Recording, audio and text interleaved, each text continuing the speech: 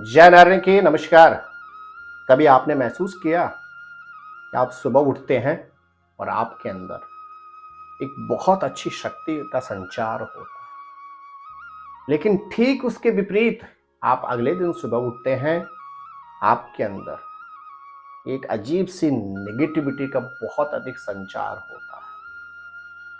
ऐसा क्यों? मेरे प्रिय दर्शकों, आप देख रहे हैं एस्ट्रोदेव और मैं हूं ज्योतिर्विद डीडी शास्त्री। हमारे शास्त्र कहते हैं, क्षितिजल पावक गगन समीरा, पंच जनत यह अधम शरीरा। अर्थात पृथ्वी, जल, आकाश, वायु और अग्नि, इन 5 तत्वों से मिलकर हमारा शरीर बना हुआ होता है। यदि आप अपने घर के अंदर इन 5 तत्वों का सही समावेश कर लेते हैं तो आपके जीवन में स्फूर्ति बनी रहती है। और लगभग नित्य आप जब सुबह बैकअप करते हैं अर्थात उठते हैं तो आपके अंदर एक सकारात्मक शक्ति का संचार होता है। जी हां, मेरे प्रिय दर्शकों, आज का वीडियो आपके लिए बहुत महत्वपूर्ण है,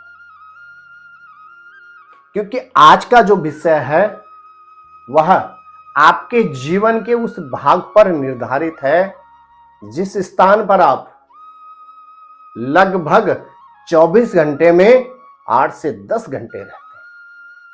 अब आप कहेंगे वह कौन सा स्थान होता है? मेरे प्रिय दर्शकों, वह स्थान होता है आपका शयन कक्ष अर्थात आपका बेडरूम।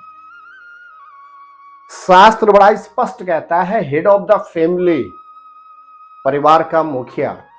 वास्तु स्पष्ट शब्दों में कह देता है कि परिवार का जो मुखिया हो, हेड ऑफ द फैमिली हो, उसका बेडरूम कहां होना चाहिए।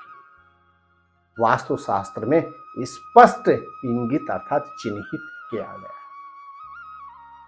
है। वास्तु कहता है, यदि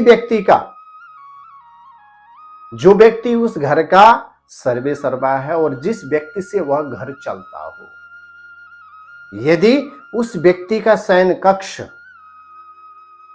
ईशान कोण में हो अर्थात पूरब उत्तर के मध्य हो, तो फिर क्या होता है? पूरब उत्तर के मध्य अगर व्यक्ति का मास्टर बेडरूम होता है तो हर जगह पे सबसे पहले तो स्वास्थ्य से संबंधित दिक्कतें होती हैं। दूसरा, संतान से बहुत मतभेद होते हैं और आपके अंदर जीवन में आगे बढ़ने की इच्छा शक्ति शून्य मात्रा में होती है।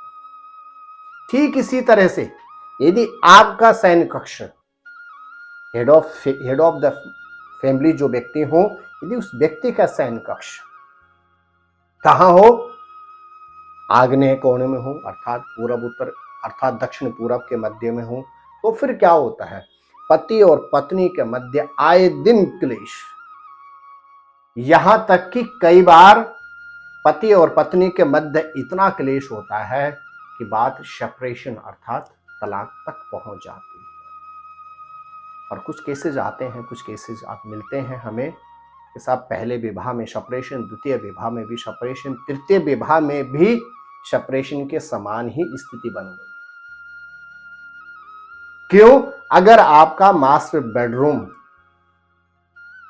आग्नेय कोण में हो तो झगड़ों का कारण बनता है, मतभेदों का कारण बनता है। और यदि वायव्य कोण उत्तर पश्चिम के मध्य यदि आपका मास्टर बेडरूम है तो आप मान के चले आपके जीवन में सर्वाधिक अस्थिरता रहेगी।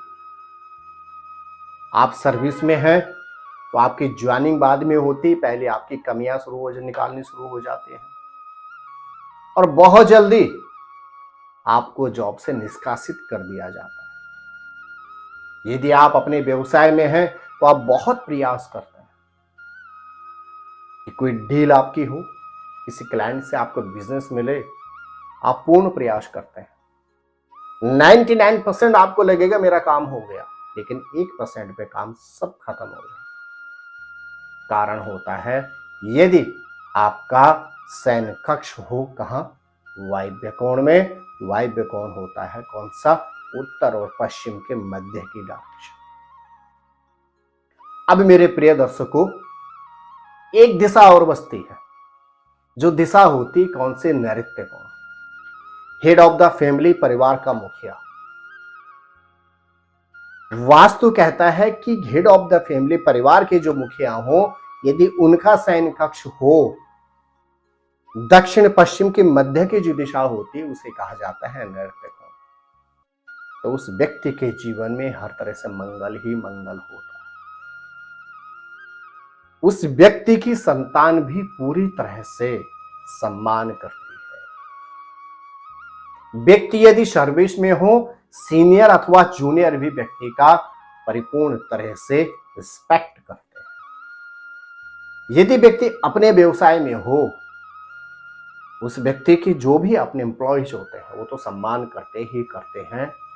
जहां भी मीटिंग्स के लिए जाते हैं, जहां भी काम के लिए जाते हैं, तो डील 99 नहीं 110% व्यक्ति क्लिक करके आता है और व्यक्ति अपने जीवन में निरंतर उन्नति को प्राप्त करता है। क्यों? क्योंकि जो नैऋत्य कोण की दिशा होती है, एक तो वास्तु के अनुसार सबसे भारी, सबसे महत्वपूर्ण होती है। दूसरा, जो वास्तु में 4 उप दिशाएं हैं, 4 मुख्य दिशाएं हैं और 4 उप दिशाएं होती हैं। जो नैऋत्य कोण की उप दिशा है उसका स्वामी होते हैं कौन? स्वयं कुबेर। और जब कुबेर की आपके ऊपर कृपा दृष्टि होगी तो फिर आपको आर्थिक क्षेत्र में सोचने की आवश्यकता ही नहीं। और इसे भी कहा जाता है कलयुग में कि पहला सुख निरोगी काया, दूसरा सुख घर में हो माया। प्रिय दर्शकों, आज के परिभाषा में आप बदल दीजिए, पहला सुख घर में हो माया। यदि आपकी जेब में माया है और आप आर्थिक क्षेत्र में अगर संपन्न हैं तो अपने काया को भी आप सक्षम बना सकते हैं। लेकिन आपके अगर घर में माया नहीं है तो आपकी काया भी किसी काम की नहीं होती है। मास्टर बेडरूम, आप इस बात को बिल्कुल, और आज ही आपने घर जाके अपना बेडरूम चेक करना कि आपका मास्टर बेडरूम किस डायरेक्शन में है। यदि आप घर के सबसे प्रमुख सदस्य हैं और आपसे ही घर चलता है, तो आपको इस बात का ख्याल रखना होगा कि आपका मास्टर बेडरूम हो दक्षिण पश्चिम के मध्य नैऋत्य कोण। तो आपके लिए लास्ट में एक क्वेश्चन, आपने घर जाके चेक करना है और इनबॉक्स में नीचे मुझे लिख के आपने बताना है आपका मास्टर बेडरूम किधर है। स्वस्थ रहें, मस्त रहें। आशा करता हूं आपको यह वीडियो बहुत ही उपयोगी लगा होगा और आप इस वीडियो से कुछ ना कुछ ज्ञान अवश्य लेंगे। क्या खास अगले वीडियो में, बस कीजिए इंतजार। नमस्कार।